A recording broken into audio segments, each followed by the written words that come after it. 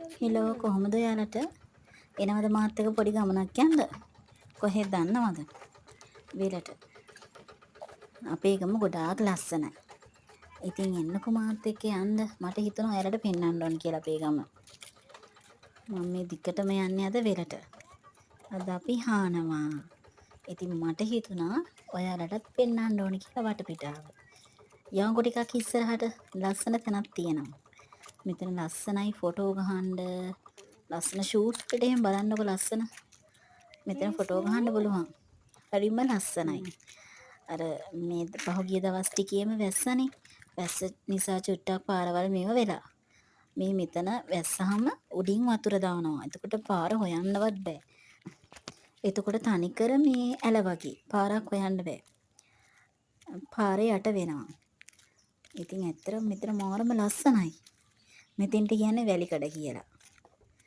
බලන්නකෝ ලස්සනයිනේ.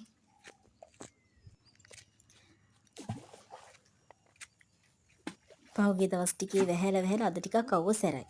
ඉතින් මං ඒකමයි මේ ජැකට් එකකුත් දාගෙනම වෙලට ආවේ.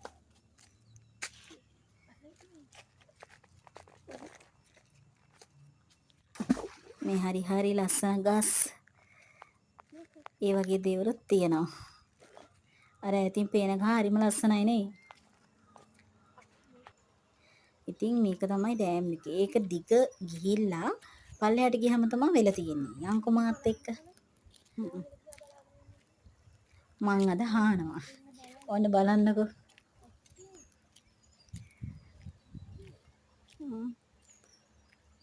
මටත් හිතුණා චුට්ටක් ඉල්ලගෙන හාන්න. ලස්සනයි නේද මේ වටපිටාව? ඉතින් ඔන්න යාළුවනේ මා ටිකක් හානවා. අවසරයි. අපි ඉතින් ආයෙත් දවසක වීඩියෝ එකකින් හම්බෙමුකෝ.